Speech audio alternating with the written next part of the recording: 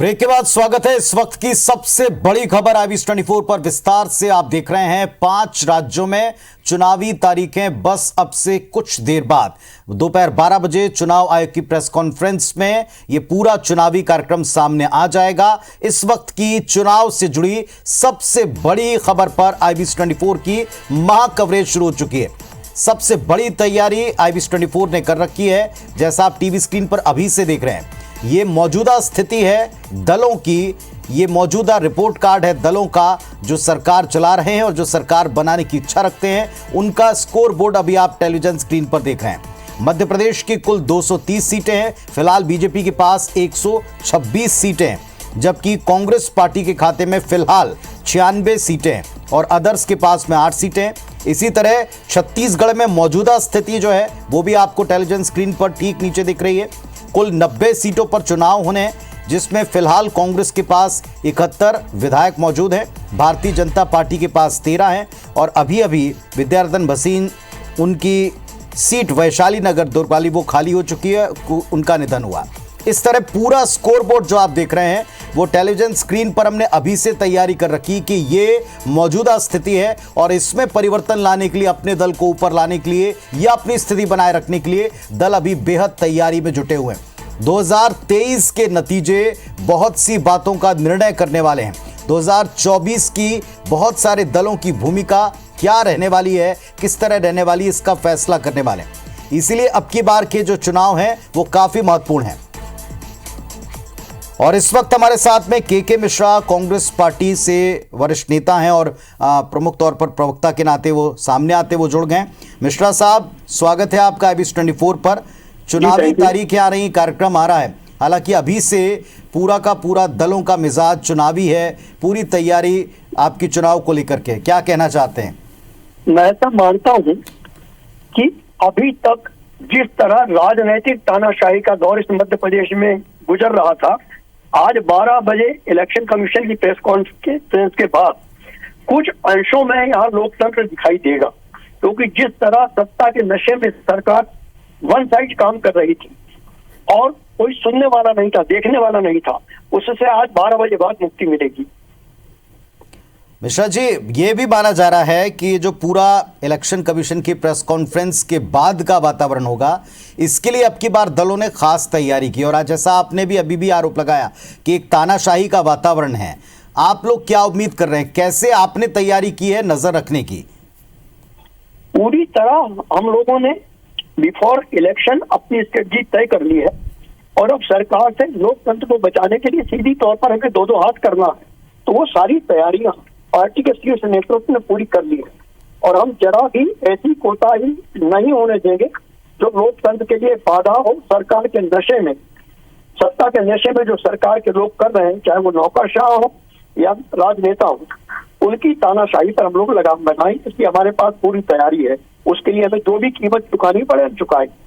मिश्रा जी, अभी इंदौर में हमने देखा था, वहां जो संजय शुक्ला जी, उन्होंने आरोप लगाया कि उनके कार्यक्रमों को लेकर अनुमति में कुछ अड़ंगे डाले जा रहे हैं। ऐसे कई आरोप सामने आ सकते हैं। कांग्रेस पार्टी को लगता है कि ऐसा वातावरण है कि किन्हीं कार्यक्रमों को विरोधियों के रोका जाता है? नहीं, उसका कारण है कि सरकार जिन सो कॉल्ड ईमानदारों को बड़े पदों पर पदस्थ करती रही है, वो लोग आर्थिक तौर पर कुछ अंशों में ईमानदार जरूर हो सकते हैं, मगर नैतिकता के तौर पर ईमानदार नहीं रहे, क्योंकि उन्होंने झूठे प्रकरण लगवाए दबाव में, उन्होंने अनुमतियां हमारी रद्द की। अब कथा जैसी अनुमति यदि रद्द कर रहे हैं तो वो काहे के ईमानदार? ईमानदारी नैतिकता में भी होनी चाहिए, सिर्फ आर्थिक रूप से ईमानदार व्यक्ति ही ईमानदार नहीं होता है। जिन्होंने संविधान का पाठ पढ़ा है वो लोग यदि सरकार के गुलाम और चापलूस बनेंगे तो उनको बर्दाश्त नहीं करेंगे और अब तो यूं भी वो दौर खत्म होने वाला है। नरेंद्र सिंह सलूजा भी हमारे साथ जुड़ गए हैं, भारतीय जनता पार्टी के प्रवक्ता हैं, कभी कांग्रेस में हुआ करते थे, लेकिन अब की बार ये इलेक्शन है 2023 का, ये भारतीय जनता पार्टी में आ चुके हैं और पुरजोर तरीके से पार्टी की बात भी रखते हैं। सलूजा साहब, स्वागत है आपका भी IBS24 पर। चुनावी तारीखें आ रही, कांग्रेस कह रही है एक तरह से अराजकता का वातावरण समाप्त होगा जो प्रदेश में अभी है। देखिए, कांग्रेस के पास आरोप लगाने के सिवा बचा क्या? कुछ करना तो है नहीं, बस मुंह चलाना है और मुंह जबानी आरोप लगाना है। तमाम आरोप लगाते हैं और झूठे आरोप, झूठे सर्वे, झूठे ओपिनियन पोल, झूठे फोटो, झूठे वीडियो, एडिटेड, फर्जी फेक वीडियो, कांग्रेस के पास यही तो बचा है। अब उसके बाद यदि उसके बाद भी कार्रवाई होती है तो कहते हैं कि भाजपा जाति कर रही है। अब अनुमतियों की बात चल रही है, आपने संजय शुक्ला का जिक्र किया। अरे संजय शुक्ला जी यदि जया किशोरी जी की कथा की तैयारी पिछले 2 माह से कर रहे थे तो 2 माह से किसने उन्हें रोका था अनुमति के लिए? अनुमति की प्रक्रिया का भी तो पहले पालन करते। अनुमति ली नहीं, तैयारी चालू कर दी और जब आखिरी समय आ गया तब भगे, लेकिन सरकार ने अनुमति दी है। सलूजा साहब, आपको 1 मिनट के लिए रोकना चाहूंगा। विश्वास कल्याण ये हमारा मुख्य मुद्दा है और उसके साथ साथ प्रदेश का विकास। और जैसा मैंने कहा कि डबल इंजन की सरकार की परिभाषा स्थापित हो, केंद्र की सरकार के साथ राज्य की सरकार मिलकर प्रदेश का विकास करे और देश के विकास में अपनी अहम भूमिका का निर्वहन करे। मध्य प्रदेश भारतीय जनता पार्टी पूरी तरह तैयार है चुनाव मैदान के लिए। जब भी का डिक्लेरेशन होगा हम पूरी तरह तैयार हैं। देखिए, हमारे नेताओं ने पूरी तरह से डिक्लेयर किया है कि इस बार 150 पार, तो 150 पार से ज्यादा से सरकार हम बनाएंगे और भारतीय जनता पार्टी प्रचंड बहुमत से मध्य प्रदेश में जीतेगी। तो विश्वास सारंग जी को आप सुन रहे थे। मध्य प्रदेश के चिकित्सा शिक्षा मंत्री हैं, एक वरिष्ठ कैबिनेट मंत्री हैं और वो ये कह रहे हैं कि अब की बार 150 पार का नारा तय किया। 2 प्रमुख प्रवक्ता हमारे साथ में दोनों दलों के जुड़े हुए। मिश्रा जी, आपने सुना होगा क्या कहा है मंत्री जी ने, क्या आप इस पर कोई रिएक्शन देंगे? वो कह रहे हैं अब की बार 150 पार। मंत्री जी को मैं आभार व्यक्त करना चाहूंगा कि उन्होंने इतनी कृपा की कि अब की बार 250 पार नहीं बोला। नहीं तो वो 250 पार भी कहते थे। 230 यहाँ मध्य प्रदेश में है, मगर वैसे 20 हमें सप्लीमेंट्री के रूप में मिलेगी। तो आपको ऐसा लगता है कि बीजेपी की इतनी तैयारी की कुल सीटों से भी ज्यादा सीटें वो ला सकते हैं? इतना जबरदस्त माहौल है, ऐसा मानते हैं क्या आप? अब मैं तो इतना ही निवेदन कर सकता हूँ आपसे कि कौन हल्का है कौन भारी है, ये तराजू की जिम्मेदारी है। 12 बजे बाद तराजू इस प्रदेश की जनता हो जाएगी और वो बता देगी 2 माह बाद। सलूजा साहब, आपका भी कमेंट चाहिए इस पर, जो अब की बार 150 पार पर कांग्रेस पार्टी कहती है कि नारा दिया है कि 51% वोट शेयर के साथ हम 150 पार जाएंगे और निश्चित तौर पे हर हाल में जाएंगे। हमारी तैयारी है, जनता हमारे साथ है, जनता के लिए हमने काम किया है, जनता के काम बताने को हमारे पास बहुत कुछ है। सैकड़ों योजनाएं हैं, लाडली बहना से लेके, संबल से लेके, कन्या विवाह से लेके, तमाम किसान सम्मान निधि, हमने प्रदेश की तस्वीर बदलने का काम किया है। तो निश्चित तौर पे जनता का समर्थन मिलेगा और 150 पार जाएंगे। अब कांग्रेस तो अभी तक सूची नहीं घोषित कर पाई है सरकार बनाने की बात, और सपने तो देख रहे हैं, अभी तो पैनल ही नहीं बन पाई। कोई कहता 230 पे चर्चा हुई, कोई कहता 150 पे चर्चा हुई, कोई कहता 120 पे चर्चा हुई, कोई कह रहा है अभी तो सुझाव और चर्चा ही हुई है, अभी फिर बैठेंगे। तो अभी तो इनका समझ ही नहीं आ रहा है। अब जिस समय चुनावी तैयारी होना थी उस समय प्रभारी बदल देते हैं, जिस समय चुनाव का टिकट घोषित होना है उस समय चर्चा और सुझाव ही करते रह जाते हैं। तो दोनों पक्षों के तर्क जनता सुन रही है और अच्छे से सुनिए, गौर से सुनिए, आप लोगों को अब फैसला करना है। फिलहाल आप दोनों का धन्यवाद, मिश्रा जी का और सलूजा साहब का, कि आप जुड़े और आपने अपनी बात, अपनी प्रतिक्रिया रखी। तो अब इंतजार है कुछ देर का, और कुछ देर बाद जब इलेक्शन कमीशन की प्रेस कॉन्फ्रेंस होगी तो इसमें चुनावी कार्यक्रम, 5 राज्यों का चुनावी कार्यक्रम 2023 का, जिसका लंबे वक्त से इंतजार था, वो सामने आएगा। वो तारीखें किस तरह की होंगी, कितने चरणों में होंगी, इसके कई कयास अभी भी जारी हैं। लेकिन फिलहाल कयासों पर विराम लगाकर सीधे सीधे तारीखें बताकर क्या दल तैयारी कर रहे हैं, इस पर हमारी बारीकी से नजर है। मेगा कवरेज हमारा शुरू है, जारी है। आप जुड़े रहिए, देखते रहिए IBS24। बहुत जल्दी लौटकर आ रहे हैं अपडेट्स के साथ।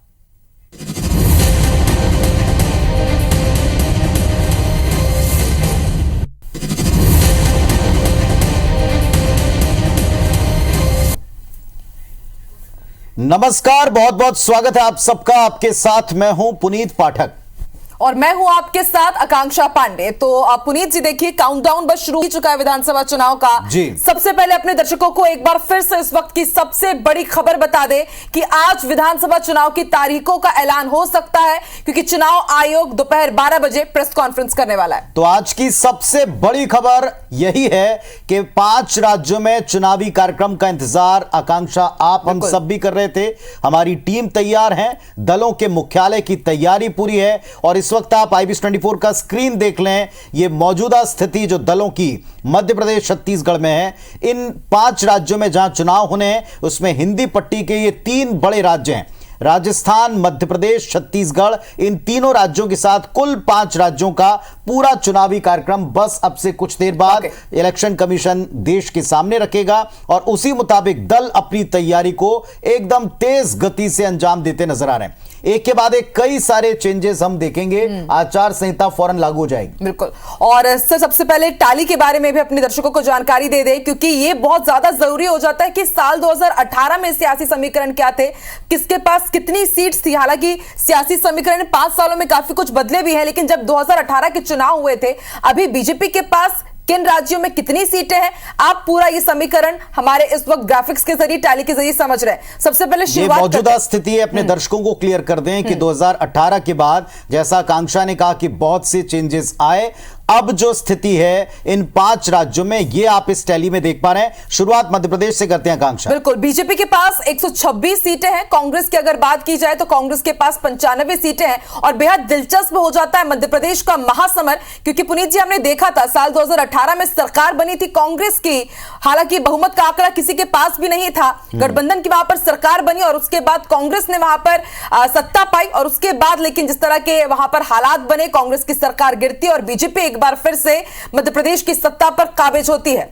बिल्कुल, 230 सीटों में 2018 में कांग्रेस के पास आई थी 114 सीटें, भारतीय जनता पार्टी के पास थी 109 सीटें। लेकिन फिर 2019-20 में जैसा आकांक्षा बता रही है, पांसा पलटा और मौजूदा स्थिति आप टैली पर अब देख पा रहे हैं। बीजेपी के पास 2020 उपचुनाव के बाद 126 सीटें हैं और फिलहाल कांग्रेस के पास 96 सीटें हैं। 116 का जो आंकड़ा है, जादुई आंकड़ा या वो मेजॉरिटी जिससे आप सरकार बना पाएंगे, ये आंकड़ा किसी के पास में पिछली बार नहीं था, लेकिन अब की बार क्या स्थिति आप देख पा रहे हैं। इसी तरह वर्तमान में छत्तीसगढ़ की 90 सीटों की स्थिति ये भी आप देख पा रहे हैं। 71 सीटें कांग्रेस पार्टी के पास में फिलहाल है, 13 सीटें बीजेपी के पास में है। एक और विद्यारतन भसीन जो वैशाली नगर से विधायक महोदय थे, उनके निधन के बाद एक सीट फिलहाल खाली है। तो ये मौजूदा स्थितियां हैं जो आप टेली पर अभी देख पा रहे हैं। और इस वक्त हमारे टीवी स्क्रीन पर आप देख रहे हैं, हमारे 4 साथी भी जुड़ चुके हैं। सौरभ सिंह परिहार, उनको मैं देख पा रहा हूं, वो हमारे साथ जुड़े हुए हैं। इसके अलावा मध्य प्रदेश से भी साथी जुड़े हुए हैं। विवेक पटैया भोपाल से जुड़ चुके हैं। इंदौर से अंशुल मुकाती हमारे साथ जुड़े हैं और भोपाल से सियासी समीकरण हमें समझाएंगे नवीन भी हमारे साथ जुड़ चुके हैं। चलिए एक एक करके इनसे समझते हैं पुनीत जी कि आखिर सियासी समीकरण क्या कह रहे हैं। दोपहर 12 बजे जब चुनाव आयोग प्रेस कॉन्फ्रेंस करेगा तो उसको लेकर के राज्यों में किस तरह की तैयारी। प्रतिक्रिया सुनवा रहे अरुण साहब की, प्रदेश अध्यक्ष बीजेपी छत्तीसगढ़। कांग्रेस के नेताओं के परिवार के बच्चों को नियुक्तियां दी गई है। आज छत्तीसगढ़ का आम युवा आक्रोशित है। आम युवाओं को ठगने का काम, धोखा देने का काम, उनके भविष्य को खराब करने का काम भूपेश बघेल की सरकार में हुआ है। सरकार जांच करने को भी तैयार नहीं है। माननीय उच्च न्यायालय ने संज्ञान लेकर जो कार्यवाहियां की है और विचार कर रही है, तो निश्चित रूप से ये भूपेश बघेल की सरकार ने पीएससी का बड़ा घोटाला किया है। छत्तीसगढ़ के नौजवानों में आक्रोश है। हमारी सरकार बनेगी तो निश्चित रूप से इस पर जांच करेंगे, कठोर कार्रवाई करेंगे दोषी लोगों के ऊपर और पीएससी की भर्ती प्रक्रिया पारदर्शी हो। तो आरोप प्रत्यारोप का सिलसिला इस घमासान में और तेज होने वाला है, यह बात भी तय है। आचार संहिता लगते ही ये दल एक दूसरे पर और बारीकी से नजर रखेंगे, शिकायतों का अंबार लगेगा और एक तरह से पूरी तरह सिस्टम में पारदर्शिता लाने को लेकर भी कई सारी जगहों पर नियुक्तियां होनी है। क्या अपडेट्स हैं, जानकारी के लिए सीधा रुख करते हैं। फिलहाल मैं सौरभ के पास चलूंगा, छत्तीसगढ़। सौरभ, अभी हम अरुण साहब को सुन रहे थे, बड़े गंभीर आरोप उनके सरकार पर हैं। एक तरह से वो कहना चाहते हैं अराजक स्थिति है और अब चुनाव के बाद लोगों को राहत मिलेगी, तारीखें आ सकती हैं। सिर्फ छत्तीसगढ़ के बारे में कयास हैं कि 2 चरणों में चुनाव हो सकते हैं।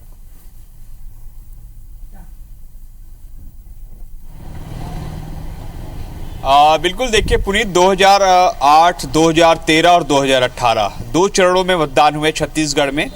सबसे पहले जो सेंसिटिव एरिया, जो नक्सलाइट एरिया, जो अति संवेदनशील है, तो 12 जो बस्तर की विधानसभा की सीट है और राजनांदगांव की 2-3 सीटें आती है और इस बार कहा जा रहा है कि कवर्धा को भी मिलाया जा सकता है। तो पिछले बार जो है इन सीटों पर जो है पहले चरण में मतदान हुआ था, फिर दूसरे चरण में मतदान हुआ था। सबसे महत्वपूर्ण कि 12 नवंबर को दिवाली है, तो दिवाली से पहले एक चरण होगा, फिर दूसरे चरण जो है दिवाली के बाद होगा और यही कयास लगाए जा रहे हैं कि दोनों चरणों में जो है ज़्यादा से ज़्यादा मतदान किए जा सके। अब और दूसरी बात आप देखिए कि तैयारियां कैसे हैं। भाजपा की भी जो है बेहतर तैयारी है, कांग्रेस की भी बेहतर तैयारी है। वही आप निर्वाचन आयोग को देखिए कि निर्वाचन आयोग ने भी पूरी तैयारी कर ली है। जो अंतिम जो प्रकाशन पिछले दिनों किए थे उसमें आप देखिए कि 2,26,00,000 मतदाता है छत्तीसगढ़ में, जिसमें महिला मतदाताओं की संख्या ज्यादा है। सबसे महत्वपूर्ण कि 7.5 लाख नए युवा वोटर जुड़े हैं और निश्चित रूप से ये नए युवा वोटर ही जो तय करेंगे कि कांग्रेस की सरकार जो वर्तमान में सरकार है वो बनेगी या नहीं बनेगी, या नई सरकार आएगी। इसी तरीके से जो महिला वोटर्स हैं वो पुरुष से ज्यादा है और कई विधानसभाओं में तो जो है 5-5% से भी ज्यादा है। तो कहीं ना कहीं महिलाओं का भी वोट जो है काफी एक मायने रखता है। और एक महत्वपूर्ण चीज है, अगर कांग्रेस और भाजपा दोनों की तैयारियों को देखें तो दोनों की तैयारियां जो है जमीनी स्तर पर चल रही है। कि आप देखिए कि पिछले एक महीने से भाजपा ने पूरे 90 विधानसभा में परिवर्तन यात्री निकाली, जिसमें जो है प्रधानमंत्री नरेंद्र मोदी, जेपी नड्डा, अमित शाह समेत जो 18 से 20 केंद्रीय राज्य मंत्री आए। और कहीं ना कहीं कांग्रेस सरकार को भ्रष्टाचार का नाम दिया कि भ्रष्टाचार में ये सरकार डूबी हुई है। आप दूसरी ओर देखिए कि कांग्रेस भी लगातार जो है अपने कार्यक्रम मना रही है और लगातार कार्यक्रम किए, संकल्प शिविर के माध्यम से 90 विधानसभाओं में पहुंचने की कोशिश की है। राज्य सरकार की तमाम योजनाओं को बताने की कोशिश की है, जिसके माध्यम से कांग्रेस कहती है कि हम जो है 75+ जीतेंगे। और चौथी चीज आप देखिए कि कांग्रेस ने स्पष्ट कहा है कि इस बार का हमारा लक्ष्य 75+ का नारा है और अब की बार 75 की पार, ये कांग्रेस का नारा है। वही दूसरी ओर बीजेपी जो है हालांकि कोई ऐसी सीट जो है फिक्स नहीं की, लेकिन ये जरूर दावा करती है कि इस बार कांग्रेस की सरकार नहीं बीजेपी की सरकार आएगी। और जैसे हमने देखा कि 15 साल छत्तीसगढ़ में भाजपा की सरकार रही है और अभी 2018 में कांग्रेस की सरकार रही, तो दोनों के लिए कसमकस है कि कौन जो है अपना परफॉर्मेंस जो जनता के बीच ठीक रखे। पांचवी एक महत्वपूर्ण बात आप देखिए कि छत्तीसगढ़ में भाजपा के पास कोई चेहरा नहीं है, इसको लेकर लगातार वो घिरते रहे हैं। चलिए इन समीकरणों पर हमारी नजर सौरभ बनी रहेगी, जिन समीकरणों का आप जिक्र कर रहे हैं, लेकिन फिलहाल इतना तय है कि यहां 2 चरणों में चुनाव होंगे और एक कयास और है कि एक दीपावली से पहले और दूसरा चरण दीपावली के बाद हो सकता है। वाकई चलिए अब मध्य प्रदेश के सियासी समीकरण क्या कह रहे हैं। चुनाव आयोग आज जब प्रेस कॉन्फ्रेंस करेगा तो किस तरह के समीकरण मध्य प्रदेश में बन सकते हैं। 3 संवाददाता मध्य प्रदेश से हमारे साथ जुड़े हैं। नवीन, सबसे पहले आपकी तरफ रुख करते हैं। देखिए आज चुनाव तारीखों का ऐलान हो जाएगा और जैसे कि सौरभ कह रहे थे कार्यक्रमों में कई बदलाव देखने को मिलेंगे और उससे पहले कांग्रेस हो या फिर बीजेपी हो कोशिश यही कर रही है जनता को साधने के लिए। और पुनीत जी देखिए ब्रेकिंग न्यूज भी आ गई है कि चुनाव तारीखों के ऐलान होने से पहले 3 जिलों को सौगात दी गई है, कटनी, बैतूल और इंदौर में, कि अब यहां पर मेडिकल कॉलेज खुलेंगे। देखिए नवीन, सौगात मिलने का सिलसिला अभी भी जारी है, यानी कि 12 बजे के पहले भी बिल्कुल फुर्ती से काम भी निपटाए जा रहे हैं और घोषणाएं भी। तो क्या कुछ कह रहा है समीकरण मध्य प्रदेश का और क्या कुछ आज घोषणाएं हो सकती है चुनाव आयोग को लेकर के? नवीन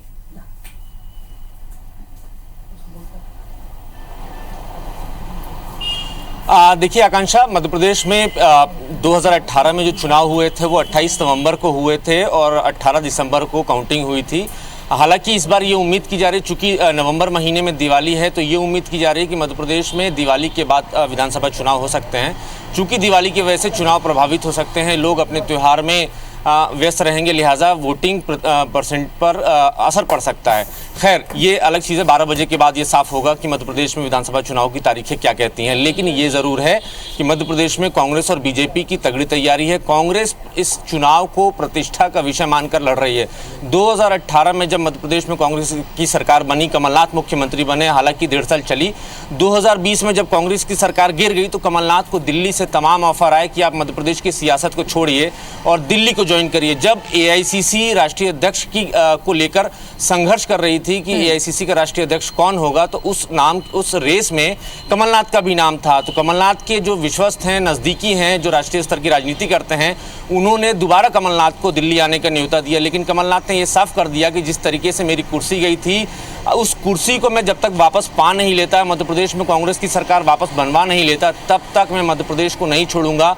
वो दिन है और आज का दिन है। कमलनाथ हमेशा हर बार जब भी हमने बात करने की कोशिश की है, या मध्य प्रदेश के किसी भी व्यक्ति ने, किसी भी नेता ने, किसी भी नागरिक ने अगर ये जानने की कोशिश की क्या कमलनाथ जी दिल्ली जाने वाले हैं, तो कमलनाथ ने एक ही बात कही कि मैं कहीं नहीं जाने वाला, मैं मध्य प्रदेश में ही रहूंगा। तो कमलनाथ ने अपने तेवर 2020 में ही साफ कर दिए थे पुनीत, और इन 3 सालों में तगड़ी तैयारी के साथ कांग्रेस मैदान में है। देखिए सबसे कमजोर कांग्रेस मध्य प्रदेश में कहां पड़ती थी? कांग्रेस के पास बूथ लेवल तक कार्यकर्ता नहीं होता था। वोटिंग के एक दिन पहले कांग्रेस का जो बीएलए होता था वो बूथ से गायब हो जाता था।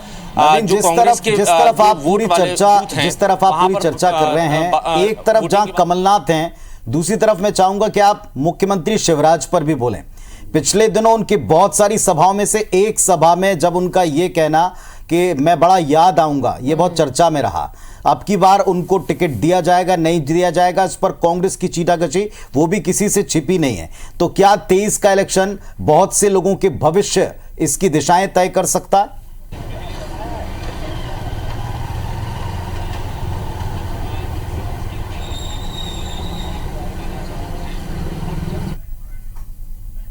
हैं, जाहिर सी बात है लंबे समय तक मुख्यमंत्री के तौर पर उन्होंने काम किया है। बाहर तो शिवराज सिंह चौहान के विरोधी हैं ही, लेकिन ऐसा नहीं है, पार्टी के भीतर भी कई विरोधी हैं। पार्टी के भीतर भी कई नेताओं की महत्वाकांक्षा है कि वो मुख्यमंत्री बने। लगातार कोशिशें हुई, लेकिन शिवराज सिंह चौहान ने जिस तरीके से मेहनत की, जिस तरीके से काम किया, तो उसका रिवार्ड भी उनको मिला। चौथी बार भी मुख्यमंत्री वो बनाए गए। हालांकि लगातार दौरे कर रहे हैं और एकमात्र मध्य प्रदेश में भारतीय जनता पार्टी में एकमात्र शख्स है जो लगातार 16 से 18 घंटे काम कर रहा है। अब भी देखिए आप, 3 जिलों को बड़ी सौगातें मिली है। चुनाव आयोग 12 बजे के बाद हो सकता है आचार संहिता लग जाए, लेकिन उसके पहले शिवराज सिंह चौहान ने ये भी एक सौगात दी है और लगातार वो काम कर रहे हैं। लाडली बहना योजना लेकर आए हैं।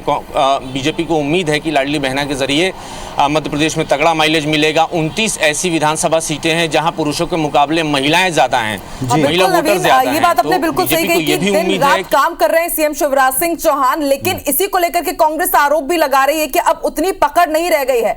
और प्रधानमंत्री नरेंद्र मोदी भी पहुंचते हैं कार्यकर्ता महाकुंभ में, मोदी की गारंटी की वो बात कह के जाते हैं। तो जाहिर सी बात है पुनीत जी की मौका कांग्रेस को मिला है, छीटाकशी वो कर ही रहे हैं। आप बने रहिए हमारे साथ बिलासपुर से जितेंद्र भी जुड़ चुके हैं।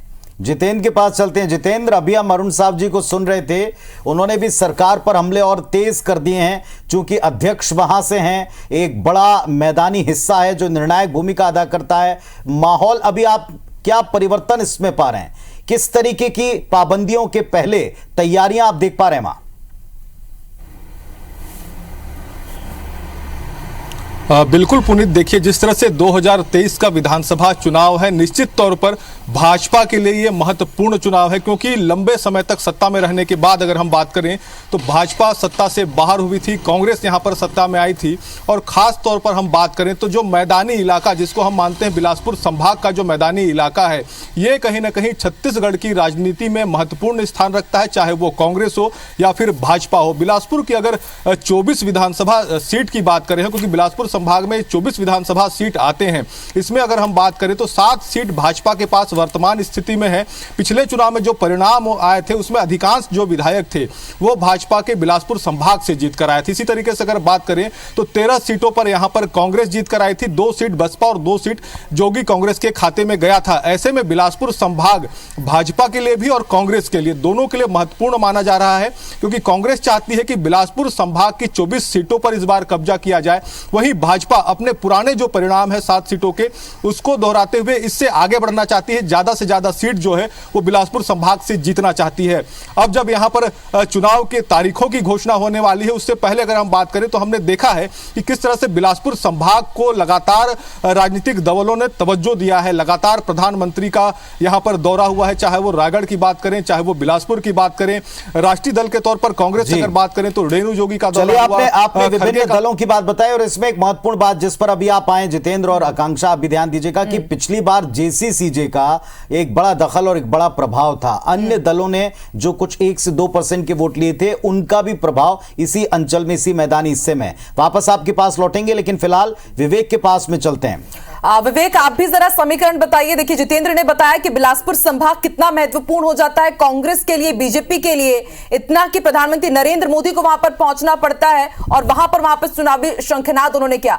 अगर संभागवार बात करें विवेक, तो जरा बताइए क्या समीकरण होंगे, और चुनाव से पहले, जैसे कि पुनीत जी ने भी पूछा कि चुनाव तारीखों के ऐलान के पहले किस तरह की पाबंदियां या फिर तैयारियां पार्टियों को करनी पड़ेगी?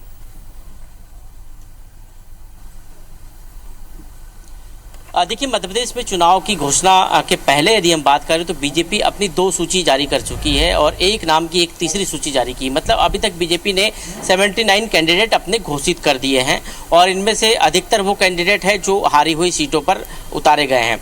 अब यदि हम चुनावी तैयारियों की बात करें तो बीजेपी ने मध्य प्रदेश के हर रीजन को पकड़ने की कोशिश इन चुनावी तैयारियों के दौरान की है, चाहे वह महाकौशल की बात करें, बुंदेलखंड की बात करें, विंध्य की बात करें या फिर मध्य की बात करें, मालवा निमाड़ की बात करें। इन सभी क्षेत्रों में, अंचलों में बीजेपी ने अपने स्टार नेताओं को उतारकर मैदान में एक चुनावी जमावट की कोशिश की। और प्रधानमंत्री नरेंद्र मोदी के दौरे जो है वो पिछले 5-6 महीने में यदि हम देखें तो लगातार इन तमाम अंचलों में हुए, चाहे वो विंध्य की बात करें या महाकौशल की बात करें या फिर ग्वालियर चंबल की बात करें, बुंदेलखंड की बात करें, हर क्षेत्र में, हर रीजन में प्रधानमंत्री नरेंद्र मोदी के दौरे हुए हैं। और मध्य प्रदेश में बीजेपी ने साफ तौर पर जो है केंद्रीय नेतृत्व का फोकस यहाँ पर है। और सबसे बड़ी बात यह है कि मध्य प्रदेश में जो कैंडिडेट घोषित हुए हैं उनमें तमाम जो सांसद है, केंद्रीय मंत्री हैं, उनको तक मैदान में उतार दिया गया है। मतलब आप समझ सकते हैं कि मध्य प्रदेश का चुनाव बीजेपी के लिए कितना प्रतिष्ठा का प्रश्न है और खासकर केंद्रीय नेतृत्व के लिए कितना प्रतिष्ठा का प्रश्न है। यहां तक कि मध्य प्रदेश की चुनावी तैयारियों की जिम्मेदारी 2 केंद्रीय मंत्रियों को दी गई, जिसमें भूपेंद्र यादव और अश्विनी वैष्णव शामिल है। और केंद्रीय मंत्री नरेंद्र सिंह तोमर, जिनको खुद को प्रत्याशी बना दिया गया है, वो खुद चुनाव प्रबंधन की कमान संभाले हुए हैं।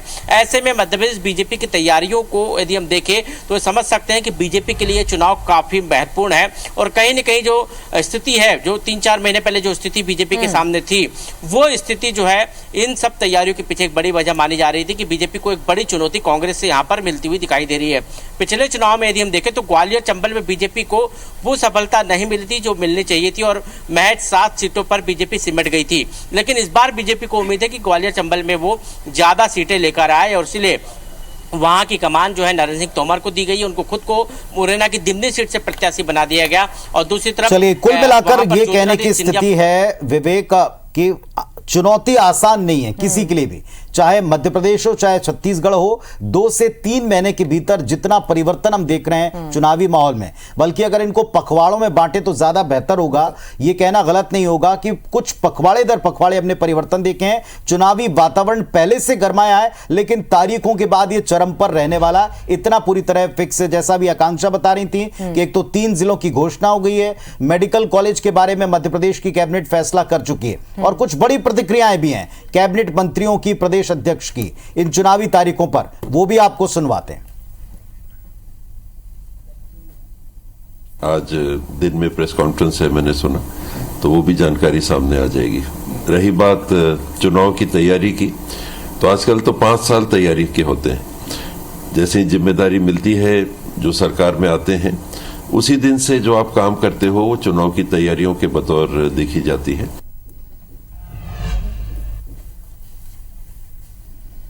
निश्चित रूप से छत्तीसगढ़ की जनता को इंतजार है कि छत्तीसगढ़ भ्रष्टाचार मुक्त हो, छत्तीसगढ़ अपराध मुक्त हो, छत्तीसगढ़ खुशहाली और तरक्की की ओर बढ़े।